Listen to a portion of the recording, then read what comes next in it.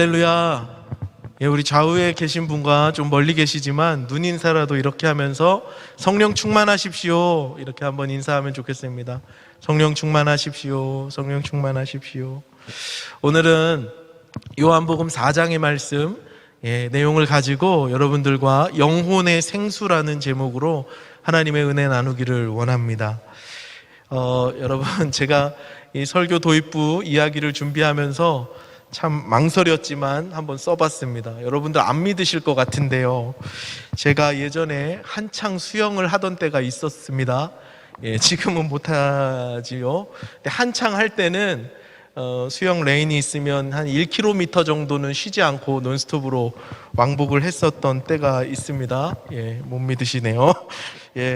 수영을 배우면서 이제 점점 수영을 잘하게 되면서 익숙하게 되면서 깨달은 게 한 가지 있습니다. 초보 때는 전혀 몰랐는데 수영을 좀 하고 나니까 깨달은 게 하나 있어요. 수영을 잘하는 사람과 수영 못하는 사람이 어떻게 구분되는지 아세요? 수영 못하는 사람은 수영이 끝나면 목이 안 마릅니다. 수영 잘하시는 분들은 수영 끝나면 정수기로 가세요. 수영 끝나면 음료수를 마십니다. 몸에서 빠져나간 수분을 그렇게 보충하는 거죠. 수영 잘하시는 분들은 수영 끝나고 물을 드시더라고요. 사람은 갈증이 나면 물을 찾는 게 당연합니다. 아주 당연한 일이죠. 사람에게는 이 수분이 항상 필요하기 때문에 수분이 떨어지면 수분을 보충하는 게 아주 지극히 당연한 일인데, 그럼에도 불구하고 아무리 갈증이 난다 해도 절대로 마시면 안 되는 물이 있습니다. 바닷물이죠. 바닷물은 아무리 갈증이 나도 그 물은 절대로 마시면 안 됩니다. 인체의 염분 농도가 0.9% 정도라고 하죠. 그런데 바닷물의 염도는 3%라고 합니다. 갈증이 난 사람이 바닷물을 들이키면 그 순간은 목이 조금 해갈되는 것, 갈증이 조금 해갈되는 것 같지만 사실 체내에는 더 많은 염분이 쌓이게 되고 그 염분을 배출하기 위해서 더 많은 소변과 더 많은 땀을 흘리게 된대요. 결국은 내가 마셨던 물보다 내보내는 물이 더 많아서 탈수증에 걸리게 된다고 합니다. 아무리 갈증이 난다고 해도 이 바닷물은 마시면 마실수록 독이 되는 것이죠. 지금 당장은 내 갈증을 해결해 주는 것 같지만 결국 이 바닷물은 바닷물 마신 사람의 숨통을 조여오는 것입니다. 사랑하는 여러분, 우리의 영혼도 마찬가지입니다. 우리의 영혼에 갈망이 있습니다. 우리의 영혼에 갈증이 있습니다. 이것을 해결하기 위해서는 반드시 생수를 마셔야 합니다. 다른 것을 마시면, 이 영혼의 생수가 아닌 다른 것을 마시면 마치 바닷물을 마신 사람처럼 계속해서 그 갈증이 심해지고 결국에는 우리의 영혼을 망가뜨리게 되는 것이죠. 반드시 생수를 마셔야 해요. 오늘 우리가 함께 읽은 이 본문의 이야기는 바로 이 영혼의 생수에 관한 이야기입니다. 예수님께서는 이 남쪽 유대 지방에서 사역을 하시고 다시 북쪽 갈릴리 지방으로 이동하는 길이셨어요. 이 이동 중에 예수님은 아주 특별한 목적을 가지고 사마리아라는 동네를 방문하게 됩니다. 시간은 낮 12시경이 되었는데요, 여행길에 지친 예수님은 우물에 앉아서 잠시 쉬어 가시려고 하셨고 제자들은 마을에 가서 도시락을 사오라고 예수님이 보내셨어요.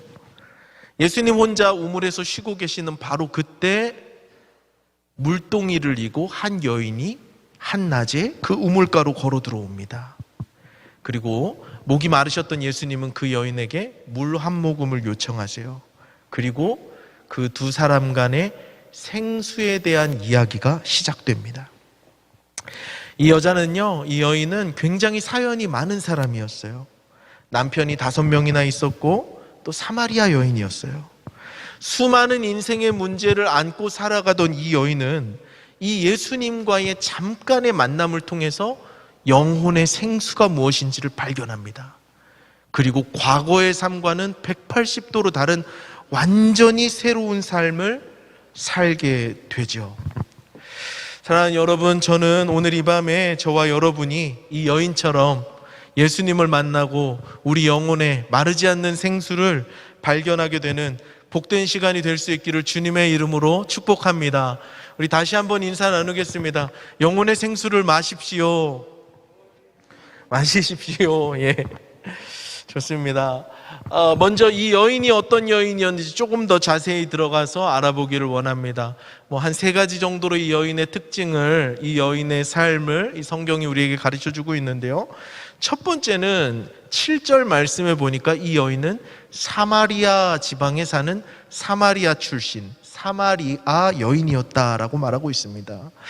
자, 사마리아 여인이었다는 것은 어떤 의미를 가지고 있을까요? 4장 9절의 말씀인데요. 우리 함께 9절의 말씀을 받들어 읽습니다. 시작. 사마리아 여자가 이르되 당신은 유대인으로서 어찌하여 사마리아 여자인 나에게 물을 달라 하나이까 하니 이는 유대인이 사마리아인과 상종하지 아니함이로라. 자, 사마리아인에 대한 소개를 하는데 유대인들과 상종하지 않는, 유대인들이 이 사마리아인들을 상종도 하지 않는 그런 사람들이라고 성경이 이야기하고 있습니다. 여러분, 맞습니다. 유대인들은, 이 당시 유대인들은 사마리아인들을 경멸했습니다. 인종차별이 아주 심했습니다. 유대인들이 그토록 왜 사마리아인들을 왜 그렇게 경멸하고 미워하고 모욕하고 그렇게 거부했을까요? 이유가 있는데요. 이 사마리아인들은 순수한 혈통이 아니라 이방인들과 피가 섞인 이스라엘인이었기 때문에 그렇습니다. 원래는 이 사마리아 지방과 남쪽 유다 지방의 사람들은 다 하나였어요. 다 아브라함의 자손이었고 형제였고 자매였습니다. 그런데 북이스라엘 왕국이 기원전 722년에 아수르에 의해서 패망을 당하고 아수르 왕 살마네셀이 혼혈 정책을 펼칩니다. 아수르에서 대거 사람을 북이스라엘로 진입시켜서 이주시켜서 이스라엘 백성과 결혼을 하게 하고 피를 섞어버려요. 이유는 무엇인지 분명하죠. 이스라엘의 민족성을 그래서 말살시키려고 했던 겁니다. 남유다 입장에서 사마리아인들을 볼 때는 더러운 이방인들과 피가 섞인 사람들이었어요. 그러니까 순수 혈통으로 자신들의 종교성을 증명해오고 자신들의 순수 혈통 민족성을 자랑 삼았던 유대인들이 볼 때는 이 사마리아인들은 더 이상 우리 형제가 아니었습니다. 당시 유대인들은 이방인들을 지옥의 땔감으로 여겼대요. 그러니까 이 사마리아인들도 잘 해줘봐야 지옥의 땔감 정도밖에 안 되는 거죠. 그러니까 이 여인이, 예수님을 만난 이 여인이 사마리아 여인이었다는 것은 이 여인의 출신이 좋지 않았다는 겁니다. 비천한 여인이었다는 거죠. 더 큰 문제가 있었는데요. 이 여인은 그 사마리아 사람들 중에서도 천대받는 여인이었다는 거예요. 이스라엘에서 사마리아 사람들하는 죄송한 표현입니다만 개만도 못한 취급을 받는데 이 사마리아 여인은, 수가성에서 예수님을 만난 이 여인은 그 사마리아인들 중에서도 사람 취급을 받지 못하는 여인이었다는 겁니다. 그녀가 물 들어온 시간은 한낮 12시였습니다. 대부분 이 시대의 여인들은요, 이런 물을 깃는다거나 집안의 허드렛 일을 아침 일찍 했다고 해요. 해가 아직 중천에 뜨지 않았을 시원한 온도에서 집안일을 했다고 합니다. 여러분, 아마 작년 여러분들, 또 나이가 좀 있으신 분들은 아마 이 이야기에 격하게 공감하시고 다 이렇게 끄덕끄덕 하실 텐데요. 제가 어릴 때만 해도 동네마다 약수터가 있었습니다. 여러분 다 약수터에서 물 떠서 잡수셨죠? 그래서 약수터가 있어서 그 동네에 꽤 많은 분들이 약수터에서 식수를 떠서 그걸로 물을 드셨어요. 여러분, 약수터를 언제 갑니까? 물 뜨러? 청년분들 가보셨어요? 가보신 분들 안 가보신 척 하면서 약간 도시적인 삶을 살았다고 이렇게 하실 것 같은데, 약수터 언제 갑니까? 새벽같이 갑니다. 아침 일찍 가요. 특히 더운 여름에는 한낮에 약수터에 가면 사람이 없습니다. 아침에는 사람이 많죠. 그래서 아침에 가서 체조를 하는 거죠. 제가 오래전에 아프리카에서 한 달 정도 선교 여행을 한 적이 있습니다. 오지 마을에 들어가서요, 전기도 없고 물도 없는 그 지역에 들어가서 한 열흘 정도 사역을 했는데요. 사역을 하면서 이제 모든 시간표를 그 현지인들과 같이 한 거예요. 새벽 4시가 되면 벌써 해가 뜹니다. 그 동네는. 그러면 학교도 안 다니는 조그만 아이들이 제잘제잘 하면서 일어나서 마당을 쓸어요. 그리고 어디서 주워왔는지 페트병을 하나 가득 들고 한참을 걸어서 한 1시간 가까이 걸어서 물을 떠옵니다. 저희들도 그 물을 같이 떴어요. 거기 있는 동안은. 여러분, 물은 언제 뜨는 거죠? 이렇게 시원할 때 뜨는 겁니다. 해가 떠 있을 때, 해가 중천에 떠 있을 때는 물을 뜨러 가지 않아요. 물 뜨는 것 자체가 고된 노동이기 때문이죠. 그런데 이 여인은 정오에 물을 뜨러 오는 거예요. 아무도 오지 않는 그 시간에 이 여인 혼자 물을 뜨러 오는 겁니다. 이유가 있죠. 사람이 피하고 싶은 거예요. 사람을 만나고 싶지 않은 겁니다. 이 여인은 사람이 싫습니다. 사람들로부터 도망치고 싶은 거예요. 그래서 아무도 오지 않는 그 시간에 물동이를 쥐고 혼자 그 걸음을 걸어서 터벅터벅 오는 거죠.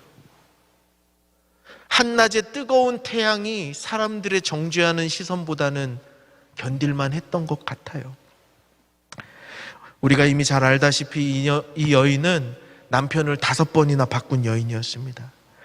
오늘 본문은 그녀가 왜 남편을 5번이나 바꾸게 되었는지는 자세히 설명해 주진 않아요. 과거 4명의 남편들과 사별했는지, 아니면 이 여인이 바람을 핀 것인지, 아니면 남편에게 버림을 당한 건지 어떤 정보도 제공해 주진 않지만, 이유가 무엇이었건 간에 2000년 전 이 사회에서, 아니 오늘날에도 남편을 5번 바꾼 여인이라 함은 그 사회에서 존경받을 수 없는 위치입니다. 그리고 더군다나 이 사회에서는, 이 유대인들의 사회에서는 아주 천박하고 비참하고 더러운 인생으로 낙인 찍힌 그런 인생이죠. 사람들은 이 여인을 정죄하고 비난했습니다. 그래서 이 여인은 자신을 정죄하는 사람들의 시선이 너무 싫은 거죠. 도망치는 겁니다. 자신의 삶 속에 부끄러운 과거가 있으니까 사람의 눈을 피해서 도망치는 거예요. 이게 이 여인의 2번째 특징이었고요. 성경에서 말려주는 이 여인의 3번째 특징이 있는데, 이 여인은 종교적인 열심이 대단했던 사람입니다. 예수님을 만나서 몇 마디를 나누고서는 이 여인이, 이 예수님이 보통 사람이 아니라는 것을 직감적으로 알아냅니다. 그래서 예수님께 당신은 선지자입니다 라고 말하죠.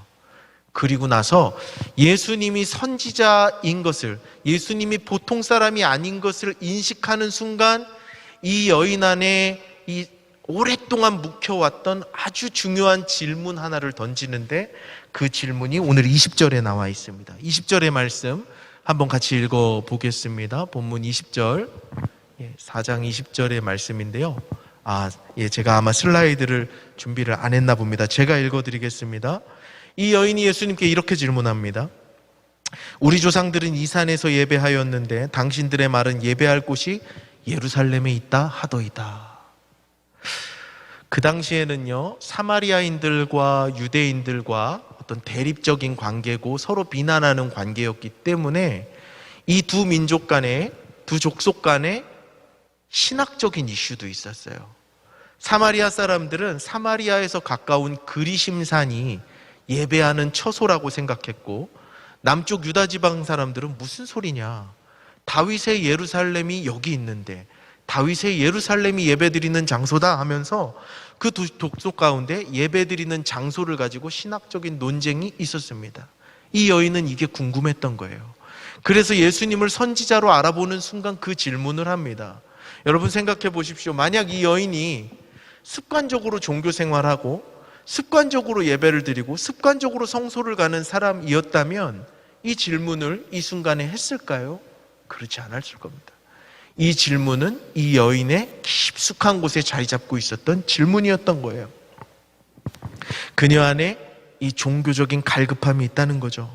그리고 자신이 해왔던 종교 생활로는 뭔가 해결되지 않는 의문점들과 해결되지 않는 갈증이 있다는 것이죠.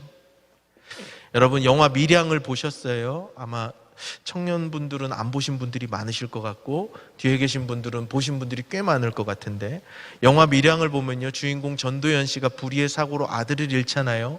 그래서 그 상처를 어떻게 하지 못해서 너무 괴로워하다가 교회를 갑니다. 교회에 가서 기도도 하고 통곡도 하고 찬송도 하고 안수도 받는 장면이 나오죠. 그런데 결국 그녀의 그 종교 생활은 자신의 아픔을 치유하지 못했어요. 그녀의 종교 생활은 실패했습니다. 실패로 끝났습니다. 여러분, 종교 생활에는 생명이 없기 때문이에요. 이 여인의 인생이 그랬습니다. 인생의 많은 문제를 가지고 하나님을 찾아와서 종교 생활, 율법 생활을 하면 해결이 안 됩니다. 하나님께서 우리에게 원하시는 것은 율법 생활, 종교 생활이 아니라 하나님과 맺은, 언약 가운데 맺은 사랑의 관계인 것이죠. 이 여인은 종교 생활에도 심취해 있었지만 아무것도 해결되지 않았어요. 자, 여러분, 이렇게 이 여인은 인생의 수많은 문제 가운데 둘러싸여 있는 여인이었습니다. 이런 사람에게 어떤 답을 주어야 할까요? 뭔가 길을 찾고 뭔가 답을 찾는 이 여인에게 어떤 해답을 주어야 할까요? 예수님께서 이 여인에게 정답을 주십니다. 이 여인에게 꼭 필요한 정답을 가르쳐 주세요. 그리고 예수님이 주신 이 정답으로 인해서 이 여인의 인생이 완전히 달라지는데, 그것이 바로 영혼의 생수였습니다. 자, 이제 지금까지는 이 여인에 대한 이야기를 이만큼 했다면 이제 사건을 재구성해 보겠습니다. 예수님 쪽으로 가서 이 사건을 한번 보겠습니다. 예수님이 유대 땅 남쪽에서 갈릴리 북쪽으로 이동하시는 중이셨어요. 낮 12시가 되었습니다. 피로감을 느끼셨어요. 그래서 우물가에 잠시 쉬려고 들어가시고 제자들은 도시락을 사오라고 보내셨습니다. 그리고 그때 이 여인과 만나요. 표면적으로 보면 이거는 우연의 만남입니다. 시간이 우연히 겹쳐서 거기서 만나게 된 거예요. 그러나 이것은 우연이 아닌 하나님의 완전한 계획이었습니다. 필연이었고 섭리였습니다. 본문 4절의 말씀을 보니까요, 4장 4절의 말씀을 보니까, 슬라이드 한번 보여주시겠어요? 사마리아를 통과하여야 하겠는지라, 이렇게 한글 성경으로는 헬라어 성경을 번역해 놨거든요. 근데 이걸 NIV 성경에서는 had to go라는 동사를 사용하고 있어요. 어떤 의미죠? 사마리아로 가는 것이 반드시 해야만 하는 필수적인 의무였다는 거죠. 사마리아를 가도 좋고 안 가도 좋고 좋은 게 아니라 예수님은 반드시 그 사마리아를 가셔야만 했던 거예요. 그 여인을 만나러 의도적으로 사마리아를 방문하신 겁니다. 하나님의 뜻을 받들어서 이 땅에서 일거수일투족 사역을 하시는 예수님께서 하나님의 뜻이 거기에 있다는 것을 아시고 하나님의 마음이 그 사마리아 여인에게 있다는 것을 아셨기에 사마리아를 가셔야만 했던 거죠. 그래서 그녀의 목마름을 해결해 주시기 위해 그 사마리아로 찾아가십니다.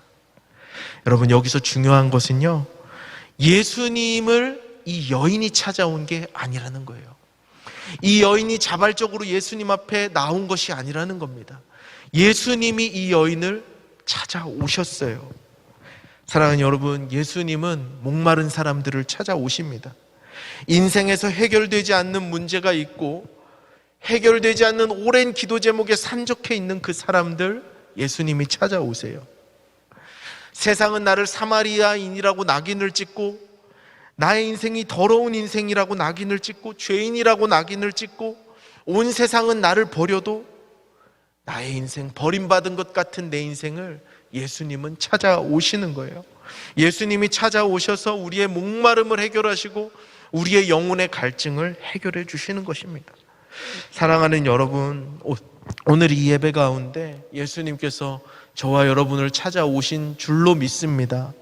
우리의 인생의 문제를 해결하시기 위해서, 내가 신음하며 기도하는 그 기도 제목에 응답하시기 위해서, 함께 공감하시기 위해서, 함께 울어주시기 위해서 오늘 이 시간 예수님이 우리 곁에 와 계신 줄로 믿습니다. 사랑하는 여러분, 오늘 이 시간이 그 예수님을 만나는 시간이 되면 좋겠습니다. 오늘 이 예배가 사마리아 수가성 우물가에 그 만남이 있기를 원합니다. 우리의 인생에서 절대 해결되지 않는 그 영혼의 목마름이 오늘 이 밤에 영혼의 생수를 마심으로 인해서 해결되는 그런 은혜의 시간이 될 수 있기를 주님의 이름으로 축복합니다. 여러분, 예수님 그런 분이세요. 목마른 사람들을 찾아오시는 분이세요. 인생에 해결되지 않는 가슴 답답한 문제들로 고민하고 뭐라고 기도하려고 해도 기도 말조차도 안 나와서 꺼이꺼이 울기만 하는 그 사람들을 예수님이 찾아오셔서 만나시는 거예요. 자, 여러분, 그런데요, 이 만남의 장소가 어디였는가? 우물로 되어 있어요. 이 우물에 아주 특별한 의미가 있습니다. 이 우물이라는 것이 아주 중요한 영적인 의미를 담고 있는데요, 오늘 본문을 읽어보면 이 여인이 이 우물은 야곱이 우리들에게 준 우물입니다 라고 소개를 해요, 예수님께. 그러니까 이 우물은 정확히 야곱이 누구에게 줘서 어디에 내려와서 어디에 위치했는지는 다 나오진 않지만 야곱과 관계된 우물인 건 확실해요. 이 우물은 야곱과 얽혀있는 어떤 그런 우물이었어요.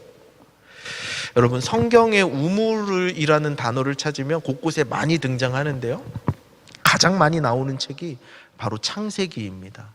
창세기 중에서도 야곱의 이야기에 우물이 많이 나오고 야곱의 아버지 이삭의 이야기에 우물이 많이 나와요. 그런데 공통점이 있습니다. 야곱의 우물 이야기와 이삭의 우물 이야기에 공통점이 하나 있는데요, 야곱은 그의 평생에 사랑했던 아내 라헬을 이 우물에서 처음 마주쳐요. 그리고 한눈에 이 라헬에게 반해버립니다. 가장 사랑했던 부인 라헬을 만났던 그 자리가 바로 이 우물이었어요. 자, 우물은 어떤 곳인가요? 사랑이 시작되는 곳이에요. 우물은 어떤 곳입니까? 야곱과 라헬이 만나서 사랑이 시작되는 자리였어요. 신랑과 신부가 만나는 자리가 우물이었습니다. 여러분, 왜 예수님께서 우물에서 이 여인을 기다리셨을까요? 나무 밑에서 기다리시지 않고 왜 우물에서 이 여인을 기다리셨을까요? 남편 5번이나 바꾼 이 여인을 왜 굳이 야곱의 우물가에서 기다리고 계시는 걸까요? 예수님이 이 여인의 참된 신랑이 되심을 알려주시는 거예요.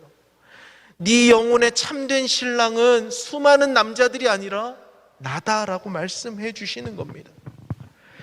5명의 남편은 그녀 인생의 최고의 치부였습니다. 최악의 치부였습니다. 그녀의 인생에서 가장 먼저 지우고 싶은 수치였습니다. 남편의 이야기는 꺼내기도 싫은 상처예요. 그것 때문에 대인기피증도 생겼습니다. 그런데 그 여인의 가장 아프고 가장 연약한 그 부분을 예수님이 치료해 주시려고 우물가에서 만나시는 거예요. 예수님은 저와 여러분을 치유하고 회복하고 싶어 하시는 줄로 믿습니다. 여러분, 우리 삶의 가장 연약한 부분은 어디입니까? 남에게 꺼내기도 싫고 나에게 인생 지우개가 있다면 거기부터 지우고 싶은 그 인생의 스토리가 있으세요? 예수님은 그걸 다뤄내기를 원하세요. 예수님은 저와 여러분의 가장 아픈 그 부분을 다뤄주시고 치료해 주시기를 원하시는 거예요. 남들에게는 절대로 입도 뻥끗할 수 없는 내 수치와 상처, 나의 아픔과 고난, 아무에게도 공감받을 수 없을 것 같은 그 이야기를 예수님은 들어주시는 겁니다. 예수님은 위로해 주시는 거예요. 예수님은 오셔서 내 편이 되어주시고 내 신랑이 되어주시고 내 영혼의 참 친구가 되어주시는 거죠. 사랑하는 여러분, 어떤 아픔과 어떤 고난이 가지고 있습니까? 어떤 상처와 어떤 수치를 가지고 살아가세요? 예수님께 내어드리세요. 예수님께는 부끄러움이 없습니다. 예수님께 내어드릴 때 이 여인처럼 예수님도 우리에게 치유의 은혜를 허락해 주실 줄로 믿습니다. 여러분, 예수님이 이 여인에게 물을 달라고 하세요. 목마르니까 물 좀 주세요 이렇게 하셨겠죠. 근데 그건 예수님 본심이 아니었어요. 물에 대한 이야기를 하고 싶으셔서 그냥 던진 이야기였어요. 예수님이 진짜 하시고 싶으셨던 이야기는 13, 14절에 있습니다. 슬라이드가 혹시 있네요. 13절과 14절의 말씀 우리 큰 소리로 받들어 읽겠습니다. 시작. 예수께서 대답하여 이르시되 이 물을 마시는 자마다 다시 목마르려니와 내가 주는 물을 마시는 자는 영원히 목마르지 아니하리니 내가 주는 물은 그 속에서 영생하도록 솟아나는 샘물이 되리라. 아멘. 표면적으로는 예수님께서 이 여인에게 물을 얻어 마시는 것처럼 보이지만 예수님의 내면, 이 이야기의 이면에는 예수님이 이 여인에게 영원한 생수를 주시기를 원하시는 거예요. 예수님이 이 여인에게 진짜 생수를 주고 싶으신 겁니다. 여인이 들고 있는 물과 예수님이 들고 있는 물은 전혀 다른 물입니다. 전혀 다른 차원의 물이에요. 이 여인은 그냥 화학적인 물, H2O, 그냥 물을 들고 있습니다. 이 물 마시면 조금 지나면 목이 마릅니다. 조금 지나면 또 마셔야 되는 물이에요. 한계가 있는 물이고 일시적인 물이고 제한적인 물이에요. 그러나 예수님이 이 여인에게 주시고자 하는 그 물은 영원히 목마르지 않는 생수입니다. 영원히 목마르지 않은 물이죠. 여러분, 예수님이 바로 이 생수, 영혼의 생수를 이 여인에게 주시고자 이 여인에게 찾아가신 거예요. 우물이라는 장소를 세팅하시고 12시라는 시간을 한정하시고 제자들이 혹시 방해가 되지 않을까, 어쩌면 또 예수님의 따뜻한 마음이 느껴져요. 혹시 이 여인의 이 치부가 제자들에게 드러나는 걸 좀 숨겨주시려고 하지 않았을까? 제자들은 도시락 싸러 보내고 이 여인을 1대1로 만나시는 거죠. 그리고 예수님이 영혼의 생수를 전해주세요. 자, 이제 마지막 결론으로 가는데요. 그럼 이런 질문이 듭니다. 영혼의 생수가 도대체 무엇인가? 이 한낮 12시에 이 여인의 인생을 송두리째 180도 바꾸어 놓았던 예수님이 주신 그 영혼의 생수란 무엇인가? 이 여인은 예수님을 만나고 처음에는 선지자라고 고백했지만 뒤에 가면 메시아다, 그리스도다, 하나님이다 라는 고백을 하거든요. 그리고 이 여인의 인생이 완전히 달라져요. 예수님이 말씀하신 영혼의 생수를 마신 거죠. 영혼의 생수를 발견하고 얻어낸 거죠. 그 영혼의 생수가 과연 무엇이었을까요? 요한복음 7장의 말씀으로 가보겠습니다. 37절부터 39절의 말씀에 이런 말씀이 있습니다. 우리 큰 소리로 받들어 읽습니다. 시작. 명절 끝날 곧 큰 날에 예수께서 서서 외쳐 이르시되 누구든지 목마르거든 내게로 와서 마시라. 나를 믿는 자는 성경의 이름같이 그 배에서 생수의 강이 흘러나오리라 하시니 이는 그를 믿는 자들이 받을 성령을 가리켜 말씀하신 것이니라. 39절 한 번 더요. 시작. 이는 그를 믿는 자들이 받을 성령을 가리켜 말씀하신 것이라. 아멘. 초막절이라는 명절 마지막 날 예수님이 모든 사람이 보는 앞에 우뚝 서셨습니다. 그리고 공개적으로 큰 소리로 외치셨어요. 이 여인과의 생수 대화는 비밀스러운 만남이었다면 초막절 명절이 끝날 그날은 예수님이 대중을 향해서, 온 세상을 향해서 포효하시면서 선포하셨습니다. 누구든지 목마른 자들은 다 내게로 와서 마시십시오. 생수의 강이 흘러날 것입니다. 근데 그 생수가 무엇이었습니까? 예수님을 믿는 자들에게 부어주시는 하나님의 영, 성령이 바로 생수인 것입니다. 사랑하는 여러분, 예수님을 믿으십니까? 아멘 크게 하셔야죠. 여러분, 예수님 믿으십니까? 예수님을 믿는 자들은 우리 성령님이 우리 안에 내주해 계십니다. 우리 안에 들어와 계세요. 예수님을 믿으면 성령님이 우리 안에 들어오십니다. 할렐루야. 예수님의 영이 우리 속에 들어와 계신 거예요. 하나님의 영이 우리 안에 들어와 계신 겁니다. 예수님을 믿으면 하나님의 영이 우리 안에 들어오십니다.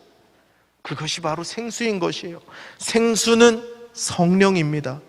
성령님은 우리 영혼의 생수와도 같죠. 성령으로 가득 찬 사람은 목마르지 않습니다. 성령으로 가득 찬 사람은 인생에 목마름이 없습니다. 언제나 풍족하고 언제나 만족합니다.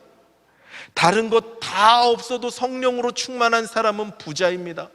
다른 것 다 있어도 성령이 없는 사람은 가난한 사람이에요.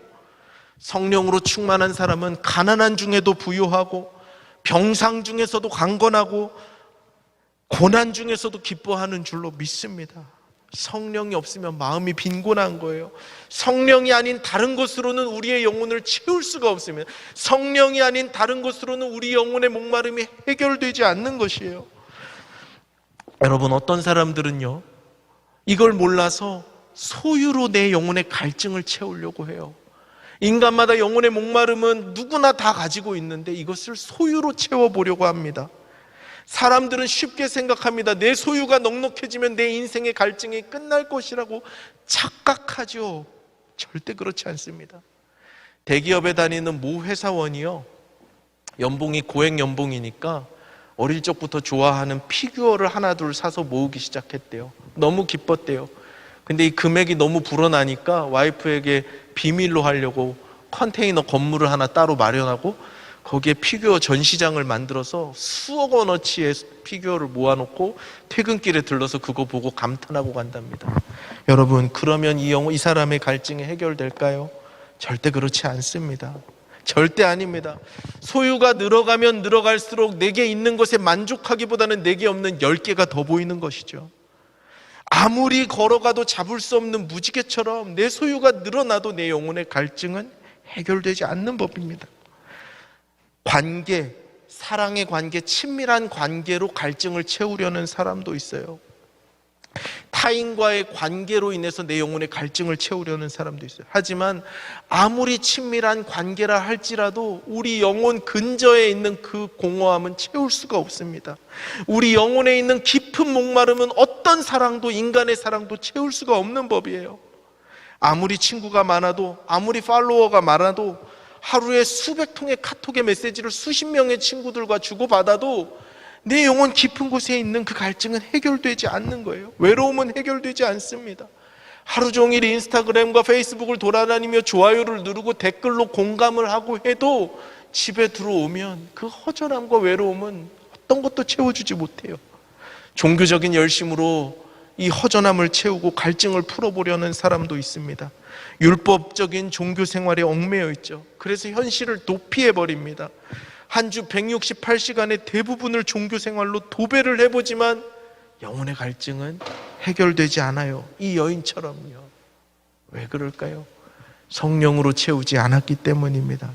말씀을 맺으려고 하는데요, 여러분, 우리가 이런 생각을 한번 해보겠습니다. 여러분, 페라리라는 이태리 수제로 만든 자동차가 있대요. 여러분 다 아시죠? 타보지는 못하셨겠죠? 저도 못 타봤는데요, 페라리라는 스포츠카가 있다고 합시다. 어떤 사람이 이 페라리를 너무 사랑해서 페라리를 한 대 샀어요. 수억을 주고 이걸 한 대 샀다고 합시다. 페라리를 소유한 사람이 이 페라리를 치장하기 위해서 인터넷에서 5만 원 주고 스티커를 구입합니다. 그걸 붙이는 사람이 있을까요? 붙이는 사람은 정신이 이상한 사람입니다. 인터넷에서 5만 원짜리 스티커를 사든 50만 원짜리 스티커를 사든 페라리에 붙이는 순간 페라리의 그 명품 수제 스포츠카의 가치는 훼손되는 겁니다. 붙이면 붙일수록 더욱더 그 가치는 훼손되는 거예요.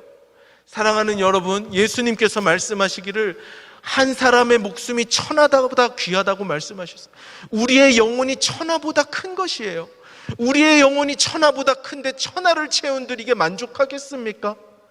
천하를 채우면 채울수록 그 공허함만 더해지고 우리의 영혼의 가치는 점점 더 소멸해 가는 것입니다. 우리의 영혼을 채울 수 있는 것은 무엇일까요? 천하로는 채워지지 않습니다. 천하보다 크신 성령님만이, 천하보다 크신 하나님의 영만이 우리의 영혼을 채우실 수 있는 것입니다. 사랑하는 여러분, 이것이 영혼의 생수입니다. 우리의 마음의 목마른, 우리의 영혼의 목마른, 우리의 존재의 목마른 무엇으로 채워야겠습니까? 하나님의 영으로 충만해야 되는 줄로 믿습니다.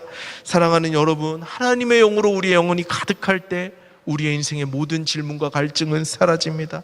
사랑하는 여러분, 하나님의 영으로 충만하실 수 있기를 바랍니다. 세상의 헛된 것으로 나를 채우려고 하지 말고 오직 우리 주님의 영으로 충만하여 살아가는 저와 여러분 될 수 있기를 원합니다.